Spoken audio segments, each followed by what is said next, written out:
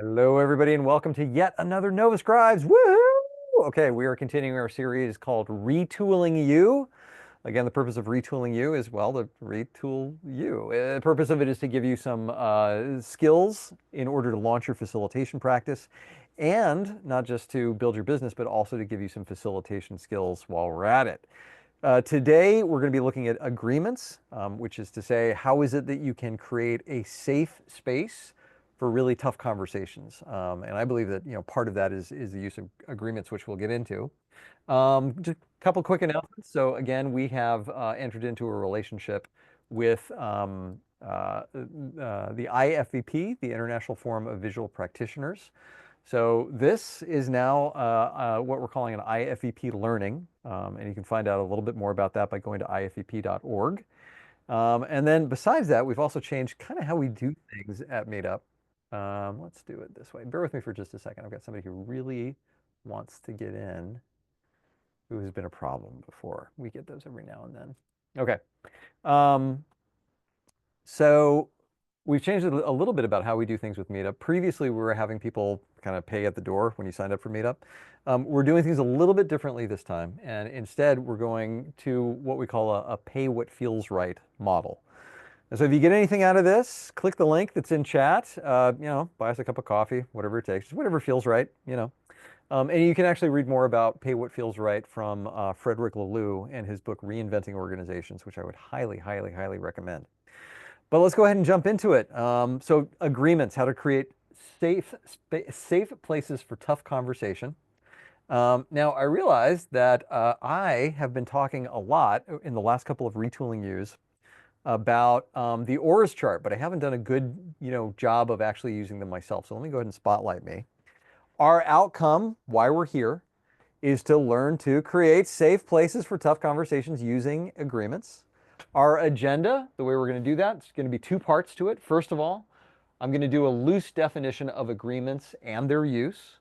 And then together, we're going to collaboratively create a pick list of agreements. We're going to actually use a Google Doc together, which you'll be able to go back and reference whenever you want to. And so it'll be a resource for all of us. Okay. The roles in the room, well, your job is to ask questions, and then when we get to it, share agreements. So add to the pool of knowledge once we get there. My job is to guide the process. A couple of agreements for our workshop on agreements. So first of all, you can go off mute if you want to speak. In fact, that's one of the ways that we can eliminate some friction in online meetings.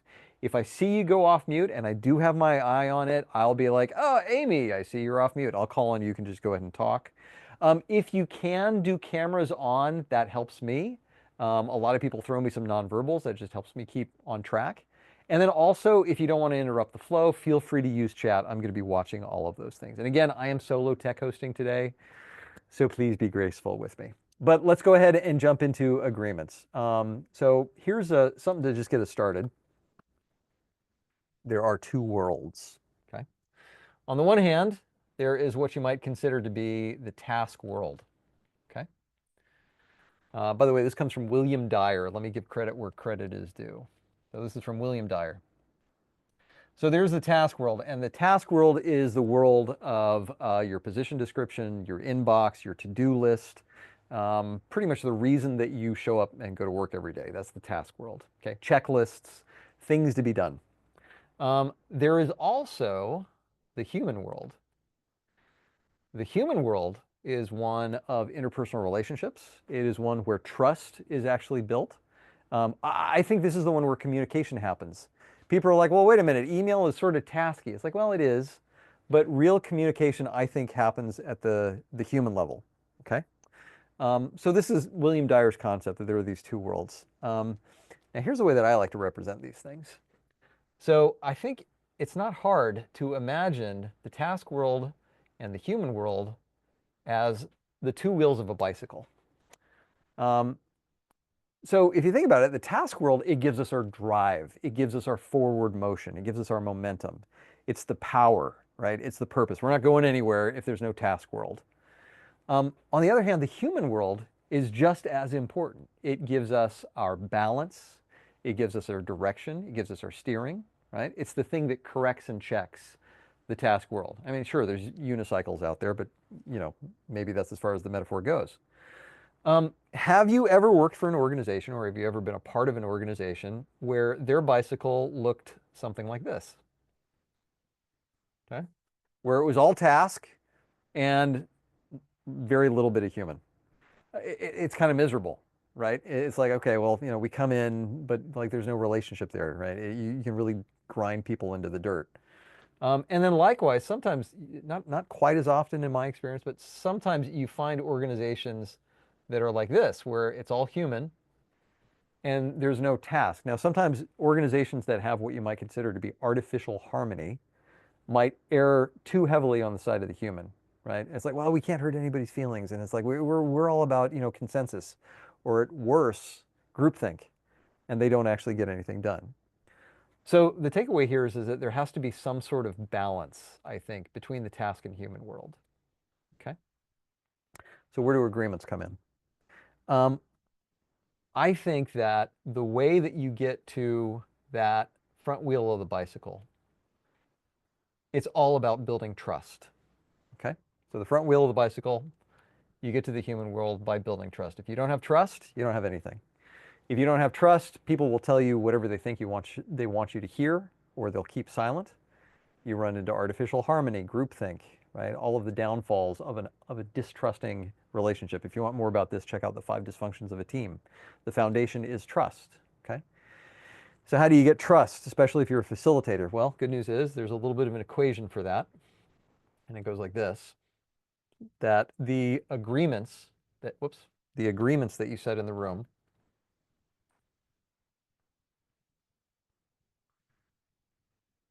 plus the experience that you create, and we'll talk about the experience in another Retooling you, I believe that that's how you get to trust in a facilitated context, right? With the time that we have, with the resources that we have, we create safety, we create containers of inclusion by a combination of the agreements that we set and the experience that we bring people into, okay?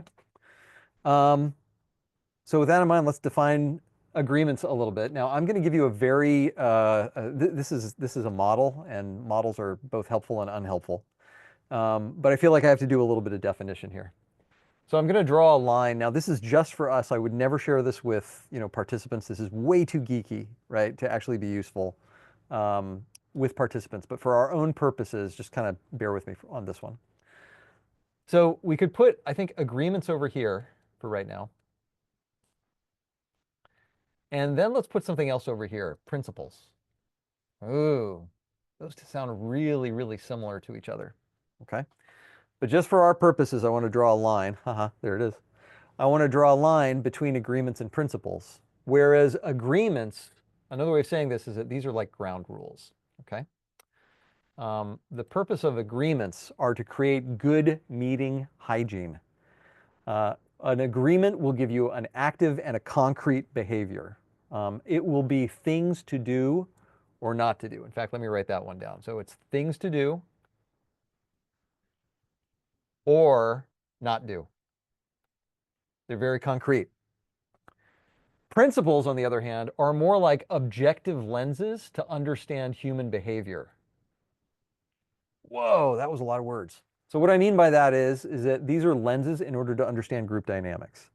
Here's a framework, here's a model, here's a theory, here's a philosophy. They're often metaphor, okay? So for example, the metaphor of the beach ball, the metaphor of the mountain, the metaphor of the roller coaster, the metaphor of the trim tabs. We will talk about those once we hit our principles, retooling you. And they are not really things to do, but they are things to know, okay? All right. Now for this session, I just want to focus on the agreements, that being the ground rules, kind of the good hygiene things. In reality, there's not much of a line between these two things. In reality, there's a lot of overlap here between agreements and principles. And in the room, I would never draw the distinction. It is way too geeky for participants to actually separate. If somebody wants to call it a ground rule or an agreement or a principle or a norm or an operating behavior, it's all good. It's all the same. It's not worth delineating. But for our purposes, we're going to be focusing on agreements. Make sense? All right. So I just wanted to draw that so that we were on the same page when we're talking about agreements. Before we actually jump into it and I share some of my favorite agreements with you and you share some of yours, what questions do you have for me at this point? And feel free to go off mute. Let me take myself off spotlight. I don't think we need to do that anymore. Yeah, Krissa. We'll start with Krissa, then Starling. This is not directly related to agreements, but how in the world are you writing on your screen like live? How is this happening? What is that magic? Isn't that cool? All right, so we're going to do a Very quick aside about that because it's kind of neat. All right, let's see if we can go to the, oh, that's the wrong thing. Hang on a second. That's it. That's a little bit better. Here's behind the scenes at Lizard Brain. So the Wow. way that I'm doing it is I have a Cintiq tablet that's over here, okay? This is just PowerPoint. It happens to be chroma keyed, exactly the same as like a green screen, you know, if you've seen that in the movies.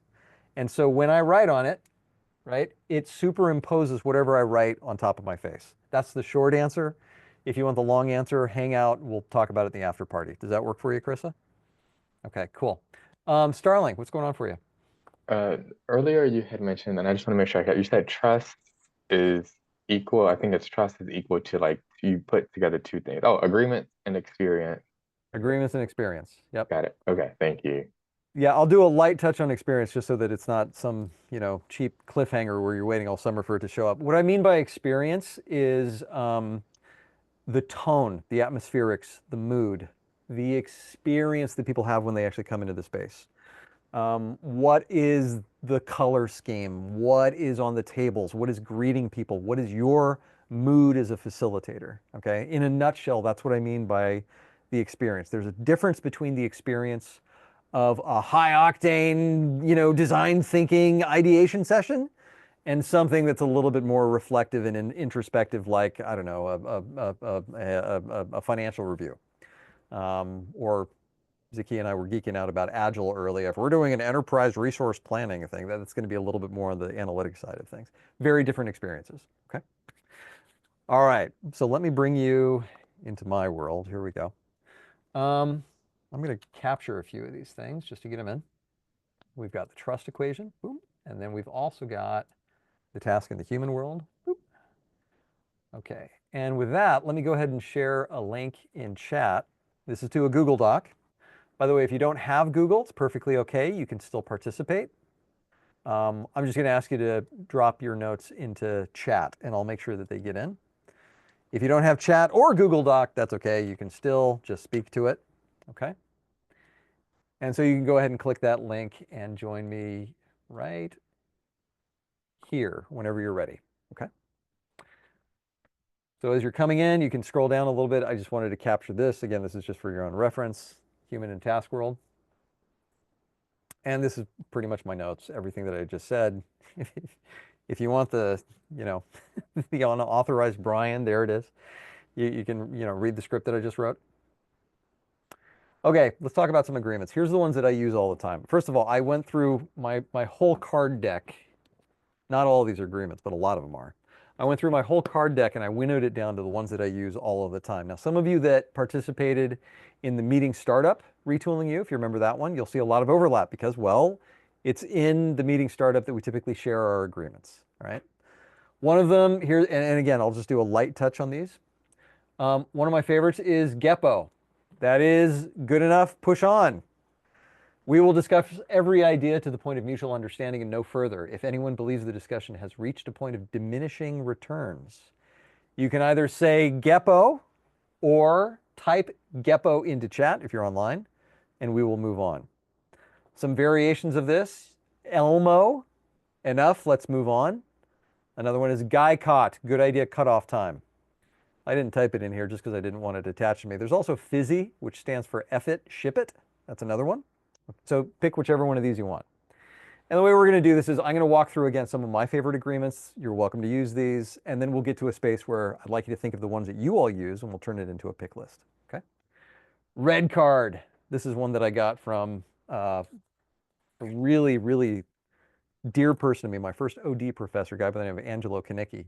Red cards or pink cards, if you like. So you could pass out pink index cards or red sticky notes, whatever you want to.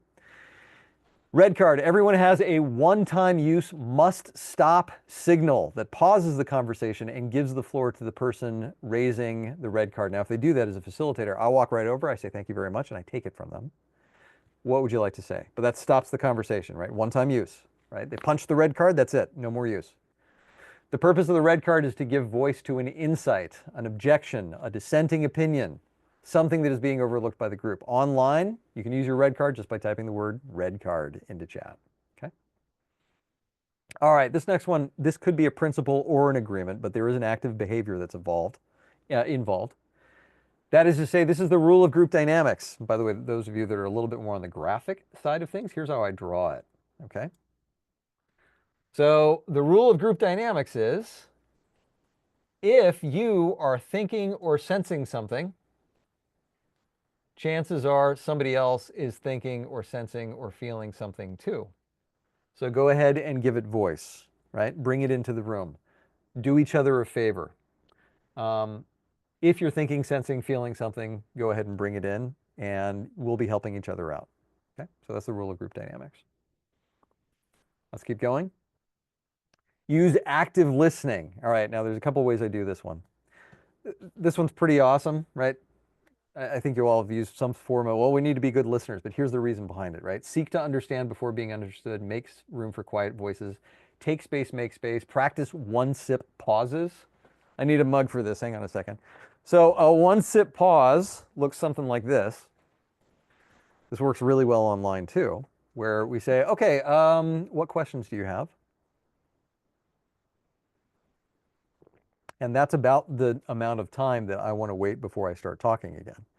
This is a good thing for participants to do as well, just to provide a little bit of that air break, especially in online meetings where you have to deal with things like lag and latency. By the way, Christina's been excellent at practicing one sip pauses. Watch her, she's really good at it. Okay. Let's plus this one up a little bit. Let's say that you're doing a meeting and it is really heavy on the human side of things. Okay. I might even take that rule of active listening and go a little bit deeper with it. And here's what that looks like. I might actually say, okay, there are 3 levels of listening. Level 1 is really hearing, but you're waiting to talk. Okay. Have you ever been in a meeting like that where somebody stops talking and then there's no beat, there's no one sip pause. Somebody else is just there right on top of them with the thing that they were about to say, right? That's hearing but waiting to talk, and it's not really listening. Level 2 is the yes and, often called constructive listening. This is what they teach managers to do. I'm going to build off of what you say, right? This is Alex Osborne talks about this in brainstorming, build on other people's ideas. We should have Taco Bell. Yes, I like Taco Bell. They have Pepsi products. That's a yes and, right? And that's level 2 listening. Level 3 listening is what's often called, whereas level 2, let me write this down so you've got it. Level 2 is constructive listening. Level 3 is what's called generative listening. And the idea with generative listening, this is listening at a coaching level. This is listening with 100% of your presence. This is listening to the spaces between the words. This is dialing into tone of voice, body language, facial expressions. What is this person not saying? Okay. And I like to, usually when I teach this, I say, okay, has anybody ever been listened to at this level 3? And a bunch of hands go up. And I say, okay, let's admit this. Listening at this level of intensity is exhausting. We may or may not need to be at level 3, depending on where the conversation goes. I think we'll do a good job of hanging out at level 2. We probably don't need to, let's avoid level 1 if we can. Nancy, did you have a thought? Looks like yeah, I did. I actually had a question. Could you repeat what you said about generative listening? Sure. Just the definition of it? So generative listening is listening at a coaching level. Okay. Generative listening, you are dialed in with 100% of your presence, okay? And if you've ever, I mean, somebody that's really good at demonstrating this online is Ray Ringel, if you've ever worked with her. I'm gonna try it. If you've ever been listened to at that coaching level, even if it's over Zoom, I am sending you right now all of the signals that I'm dialed in on you, and you have 100% of my attention. Okay? Like I'm doing it right now. I'm not like overly doing it, you know. But I Great, am thank you. signaling that that's what it is and what it looks like, right? And again, Super it can helpful. be exhausting. Sure. Thanks, Nancy. So again, going back to our Google sheet that we're working on, if I'm doing the levels of listening, I might be taking that active listening to the next, next level. Haha. So use active listening. That's a behavior. Use active voice. I'll be honest with you all. This avoids a pet peeve that I have.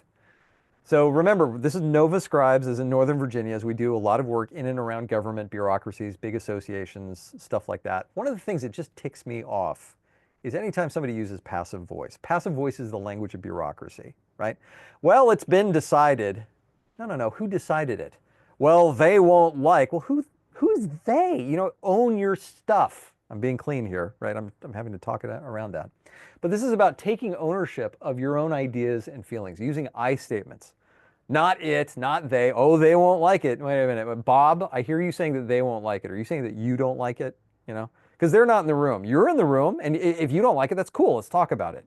But it's really hard to talk about people who are not in the room.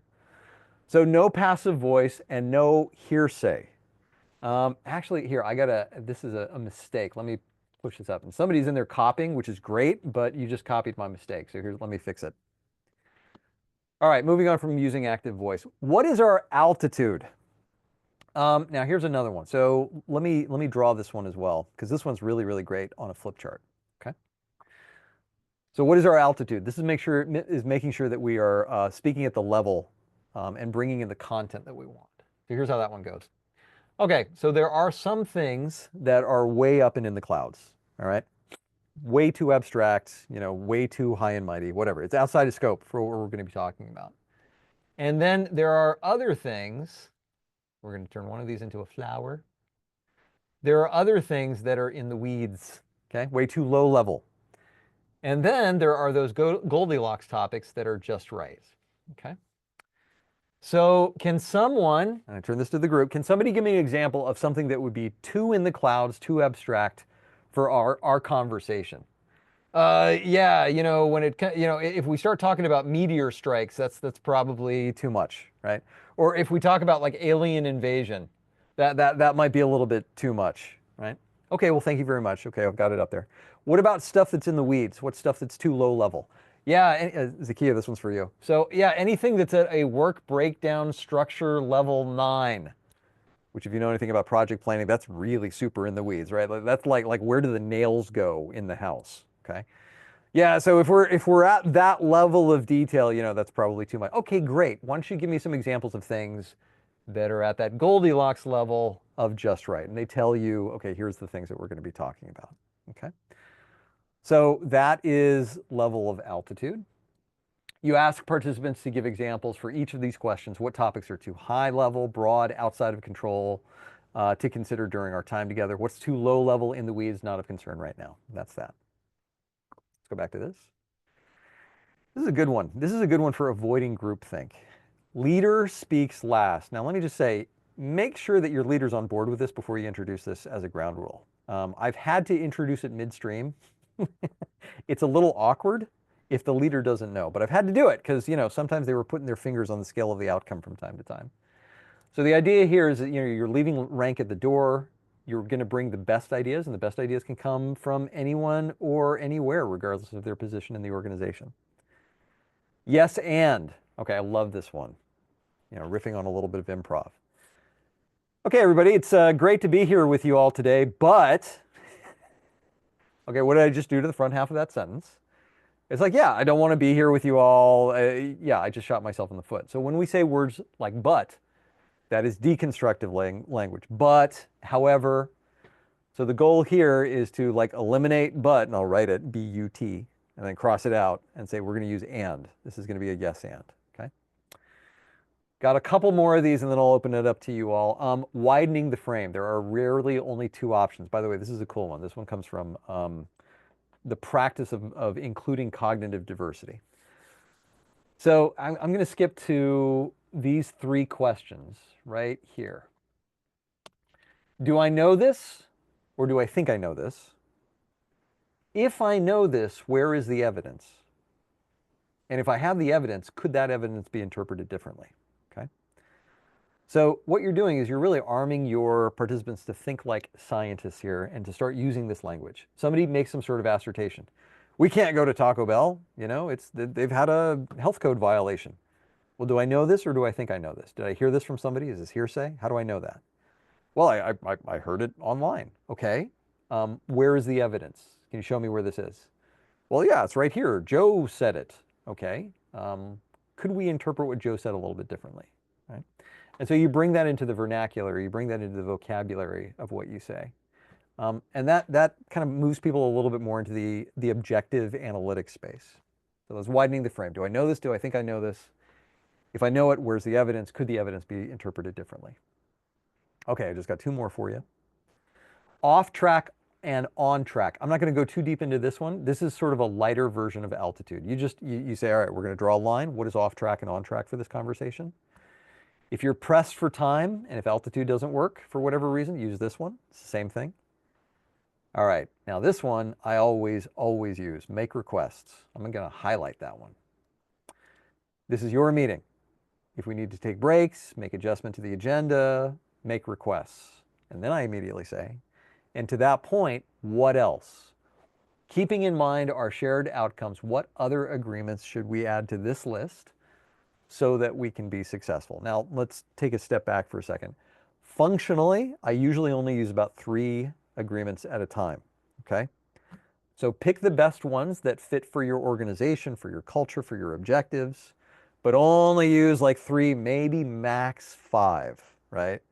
Better if you can keep it at 3, just because I don't know, if you're dealing with people like me who can only remember 3 things at a time, you know, that's why to do that, right? People can only hold about that much stuff. Now, if you've got it on a flip chart somewhere and it's in the room and it's permanent and present, then you get a little bit more. But it absolutely doesn't count if you put it on a PowerPoint and then click past it. People are not going to remember it. Okay. All right. So let's have you join me. We're going to make a pick list that we can use later. And so here's what I'd like from you. What are some agreements that you use? You know, it could be things like no electronics, whatever it is, right? Have fun is something that people always suggest. But go ahead and jump into this Google Doc. Take just a minute. Hit return a couple of times so you're not typing over each other. And then write some of the agreements that you all use, and we'll come back to this as a reference. If for whatever reason you're not able to get into this Google Doc, you can type into chat. If you can't type into chat, that's also okay. You can just go ahead and go off mute. So we'll spend just a second or two doing this. Just a minute or two. I'm going to pause the recording. All right, thank you very much for coming up with this pick list. This is a great resource, by the way. I can see myself using a lot of these. Is there any that you added that you'd like to give us a little bit of context around? And one of them, I really like weight. Can somebody tell me about weight? What is that one? I read it somewhere, and it's about when you're listening to someone and you're kind of like bursting to say something. I'm learning to practice. Wait, why am I talking? Just and then it kind of like slows me down a little bit. Because sometimes I don't need to talk. So even if I've got this idea hurtling in my brain, wait, why am I talking? And I loved that when I saw it. So I've been to remind myself of it a little. Nice, thank you. So WAIT actually being the acronym, why am I talking? Yeah, it's a good reminder. You know, and there are those extroverts who are also external processors, people who like, you know, come into your office like, I need to talk this out, right? And they just start talking. And it's like, look, do I even need to be here for that? You know, oftentimes the answer is no. But it's like, okay, this is what cognitive diversity is. People process in their own way, right? Okay. I want to call. See, just before we go on, yeah, I've had a friend describe that as allowing me to land. She said that I'll be full of all of these ideas and I've got to get them out, and they're swirling around. And one day someone said to her, oh, you're just coming into land.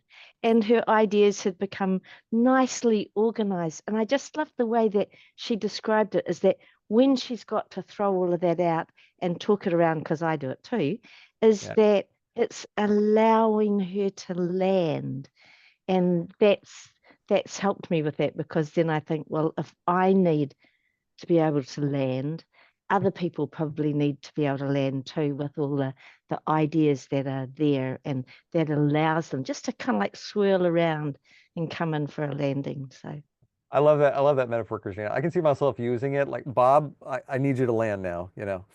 Like, that's awesome. Thank you. All right, so somebody typed, and I love this. I often ask for favors rather than introducing rules. Christina, I'm guessing that was you just because of the spelling. Was that you? Okay. Yeah, us Americans don't use that extra you in favor. That's you. Okay, so tell us about that one. well, um, I have a whole pile of rules when I'm facilitating Lego serious play. And so what I'll do is I'll say, I have some favors. If you can just help me with those, I'd love it if you don't put the Lego in your mouth. Oh, Afterwards, I've got some sorting sheets, and if you could help me kind of like just sort the kits back into their order and stuff, and just a few things to help me out with what I'm doing. And people are like right into helping you with favors. And I'm just trying not to impose rules. I'm trying to get buy-in. And another favor I have is if you could just suspend belief for the next couple of hours, I would love that. that's amazing. I really, I don't like rules either. Yeah, maybe it's just the way that I'm wired, but if somebody tells me there's a ground rule, it's like, okay, how can I break this, bend this, get as close to it as annoyingly possible, right? That's why I like to call them agreements. Now, having said that, I did have one person who was rather ornery say, well, I didn't agree to this. Why are you calling it an agreement? And everybody just like, okay, Bob, come on, get back on board. So I don't know, maybe there's a better word for it than agreements or ground rules. Maybe you all have got a different term. I would say work with it, whatever works for you. I like agreements because, this is also kind of like I'm sort of flexing a little bit as a facilitator. I'm like, we're agreeing to this. This is happening. This is you want to be a part of this space. This is happening. I love this one. If you think it, ink it. If it's not written, it doesn't count. I love that one. That's like the golden rule for facilitators, for graphic facilitators especially. I added the other thing, and I have a friend of mine, Andrea, who actually has this on a t-shirt. One idea per sticky note. If I had a nickel every time I said one idea per sticky note, I'd have a private jet on 24-hour standby. Okay, why don't you all scan through these, and if there's something that you all would like to have a little bit more context around, feel free to just go off mute, name it, and we'll talk about it. Krista, I noticed that you wrote in chat. Sometimes I say, how do we need to show up today to accomplish our goals? Brilliant. Yeah. It's about the behavioral level. What's happening with those observable behaviors that get us to our goal. Yeah, so scan through the list.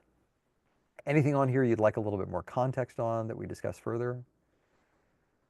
Or we could just go straight to the after party. It's up to you. Starling, what do you got? Yeah, one.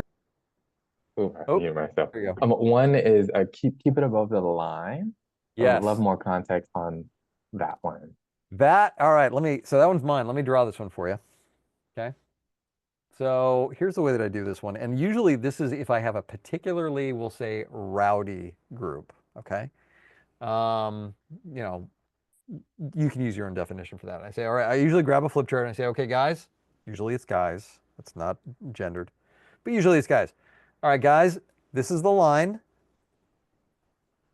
I need you to keep it above the line. Okay. And this usually comes on the tails of them going below the line. All right. And I never have had to define the line.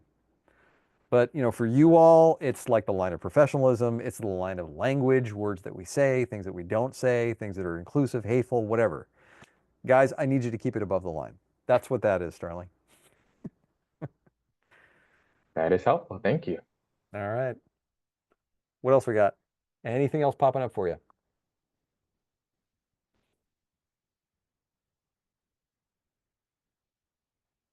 Okay. Let's call it a wrap. Let me do this one more thing before we go to close. Again, if you got anything out of this, please click the link. For the price of a cup of coffee, you could help NovaScribes keep doing what it's doing. Giving a little bit back to IFEP, NovaScribes, and all things related to that. If you haven't already heard, NovaScribes is also co-organizing an event in DC called the Ampersand Gathering. It's a 3-day event. It is going to be September 10th, 11th, and 12th. 2.5 days of workshops, kind of like this one. Well, it's probably less like this one. This one was sort of frontal and didactic. They're all experiential. They're all get your hands on stuff, try modalities, try activities, Christina, maybe we'll get you out to do Lego series play. That would be awesome. The last half day on the third day is the one that I'm actually really excited about. We're going to be doing some hackathons. And so that is like hacking together different facilitation modalities to tackle some really, really tough problems that are out there. And all you got to do when I'm talking about tough problems, like read the news. Like what can we do as facilitators, trainers, coaches, instructors, instructional designers, just to make things better, you know, to make the world a little bit better. So check out ampersandgathering.com. And with that, I am going to go ahead and stop the recording. Thank you, everybody.